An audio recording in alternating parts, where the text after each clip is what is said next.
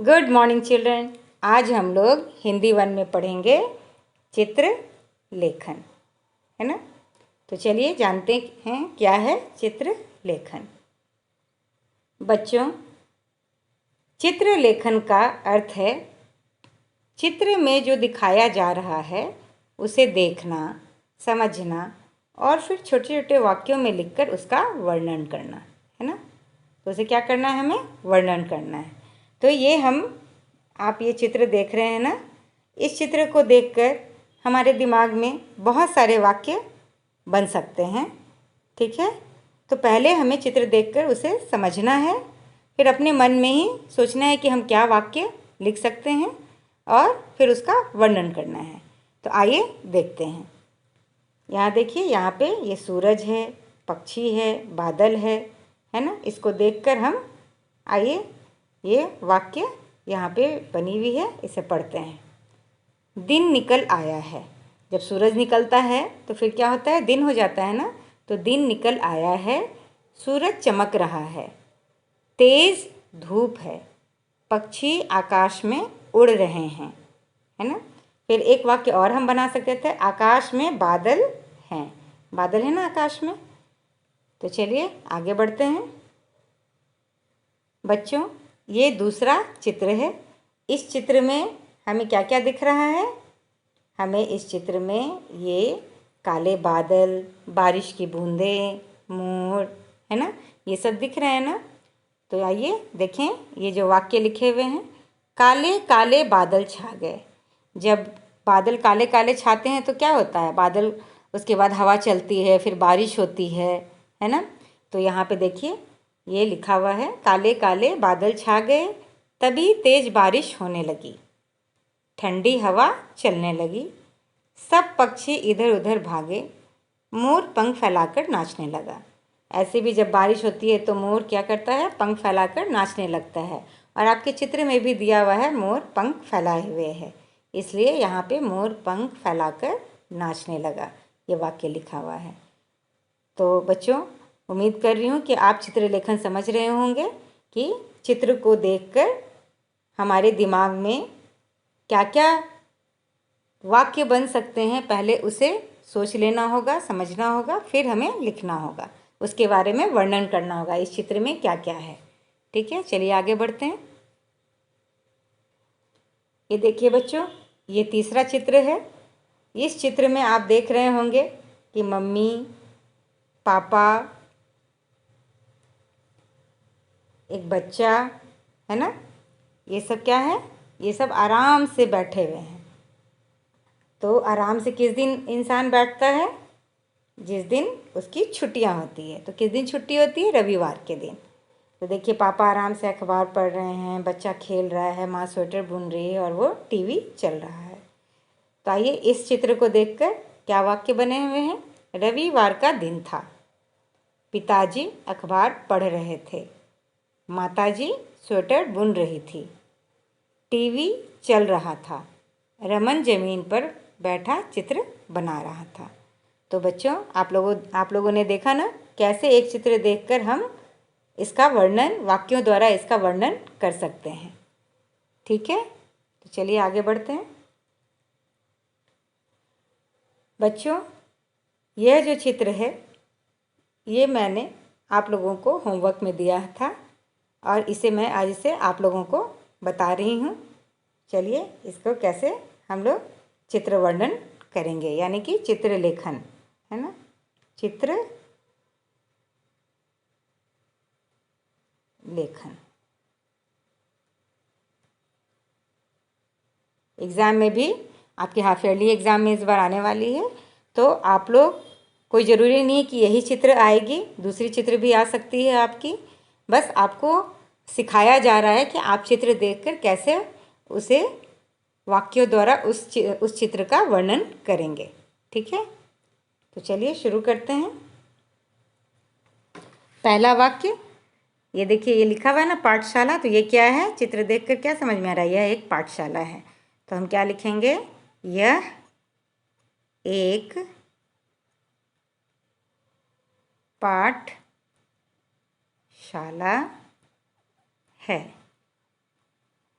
एक बात और बोलना है बच्चों, देखिए ये वाक्य समाप्त हुआ तो मैंने पूर्ण विराम डाल दिया। पूर्ण विराम इसे कहते हैं, है ना। जैसे इंग्लिश में फुल स्टॉप होता है, हिंदी में पूर्ण विराम।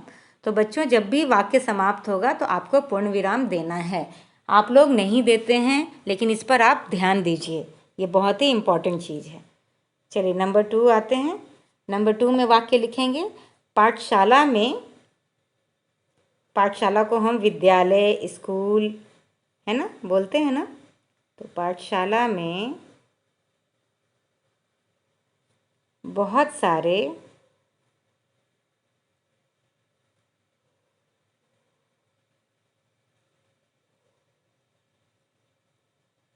सारे कमरे हैं, क्योंकि यहाँ मैंने ये बहुवचन यूज़ किया ना, कमरे हैं, इसलिए हैं।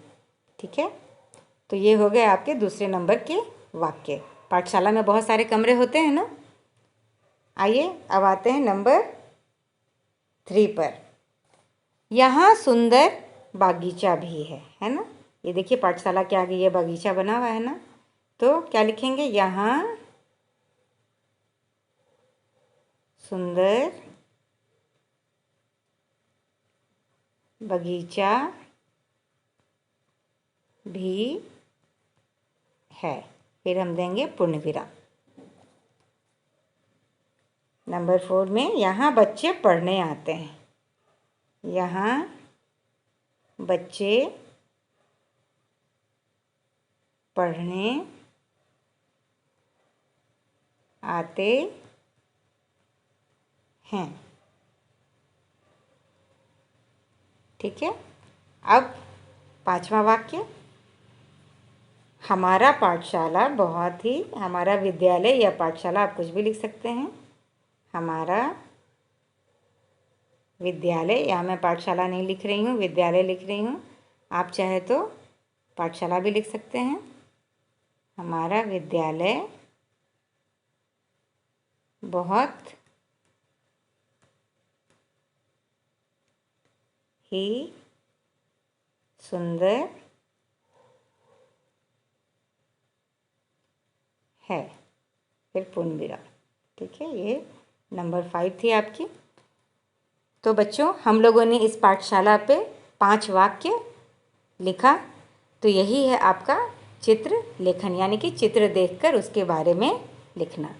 तो चलिए आगे बढ़ते हैं। तो बच्चों यहाँ पे क्या दिखाई दे रहा है आपको चित्र में?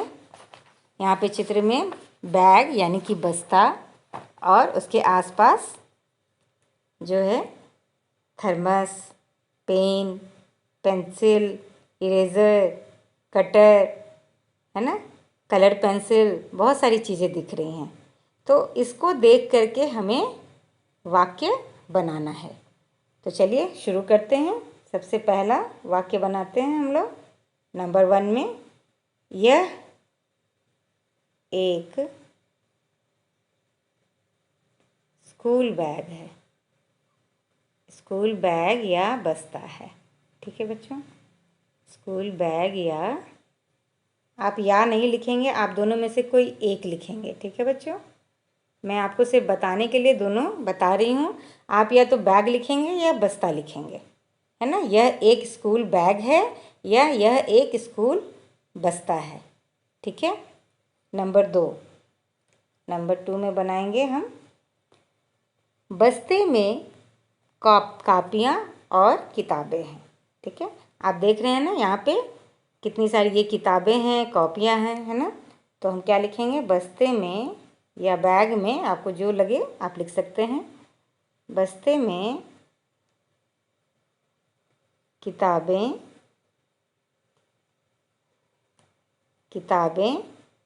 और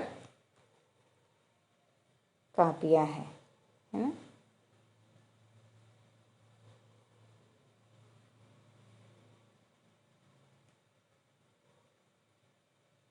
फिर आते हैं नंबर 3।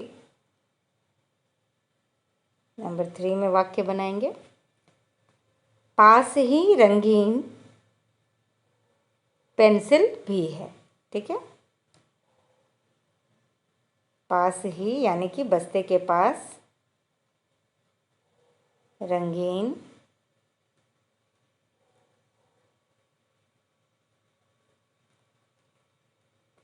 पेंसिल भी है। फिर पूर्ण विराम। अब नंबर 4 में हम लिख सकते हैं पानी का एक बोतल भी है। यहाँ पे है ना पानी का बोतल, तो पानी का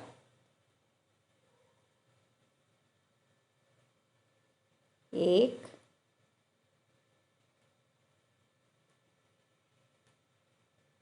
बोतल भी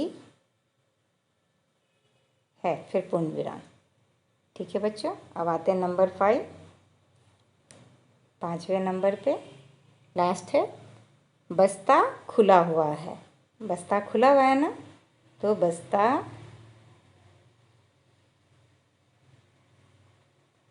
खुला हुआ है। फिर देंगे हम पूर्ण विराम। ठीक है बच्चों, तो ये आपके थे चित्र लेखन। कैसे लिखा जाता है ये भी मैंने आपको बता दिया।